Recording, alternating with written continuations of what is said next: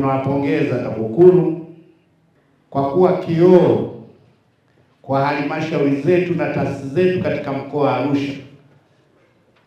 Mmekuwa kioo, mmetusaidia kujiangalia, na kwa tathmini ya haraka tumefanya vizuri sana katika miradi mbalimbali ya maendeleo katika mkoa wetu wa Arusha. Mheshimiwa Rais analeta fedha nyingi katika mkoa wa Arusha. Tunao miradi mingi ya maendeleo katika mkoa wa Arusha. Bila ushirikiano wa pamoja, mtazamo wa pamoja juu ya utekelezaji wa miradi hiyo, fedha hizi zinaweza zisiwe na tija. Leo viongozi wa serikali na watendaji kwa pamoja tumeelewa wajibu wetu kwa pamoja kwa kushirikiana na taasisi ya kuzuia na kupambana na rushwa. Kwa mbali ya kusimamia miradi ya maendeleo, pia tunao wajibu wa kuhakikisha tunatimiza majukumu yetu kwa kupambana na rushwa. Yote haya kwa pamoja tukiyafanya, tunaamini kabisa mkoa wetu wa Arusha utapiga hatua kubwa ya maendeleo. Ofisi zetu zitakuwa kimbilio kwa wananchi wetu.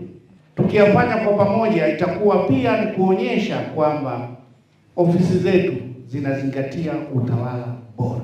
Baada ya warsha hii na mazungumzo niliyoyaona, lazima tukubaliane kwamba miradi mingi, hakuna mradi unaitwa wa mkoa wala wa taifa kama hauna kijiji. Shule ya sekondari iwe ya msingi iko katika kijiji, mtaa, kitongoji au kata. Sasa sisi tumekuwa na uelewa mzuri hapa, lakini tunapokuja kuchunguza miradi, utasikia mwenyekiti wa kijiji kakamatwa, kauza mabati, kauza simenti. Kwa hiyo naona umuhimu wa kushusha elimu hii katika ngazi za chini. Mathalan, TAKUKURU kama tulivyofanya hapa, elimu iendelee kutolewa.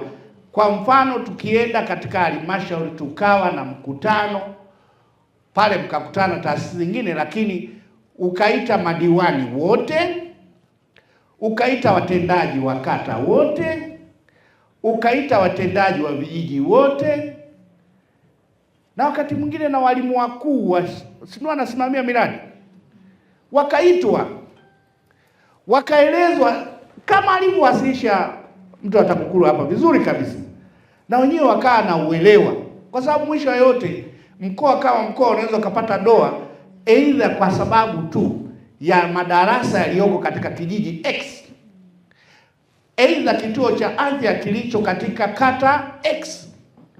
Kwa hiyo kuna umuhimu wa elimu hii kushuka katika ngazi za chini. Hii tuliopata hapa na hawa waliotoa mada huko mpaka huko, na wenyewe ni muhimu sana. Ukasema leo Karatu, leo Longido, mkaweka ratiba nzuri, na hao wadau muhimu wakawa na ule uelewa. Na watu kule wengine wanapata matatizo kwa sababu ya kuto kujua majukumu yao. Azimio la kwanza, hatua ziendelee kuchukuliwa dhidi ya wadau wanaokiuka sheria na taratibu za utekelezaji wa miradi. Lakini la pili, taasisi ya OSHA iendelee kutoa elimu kwa wadau. Na azimio la tatu, TAKUKURU washirikiane na taasisi nyingine ikiwemo OSHA, idara ya kazi, Secretariat ya maadili ya viongozi wa umma katika ufuatiliaji wa miradi. Lakini azimio la nne, TAKUKURU iendelee kutoa elimu kwa wadau juu ya utekelezaji wa miradi ya maendeleo.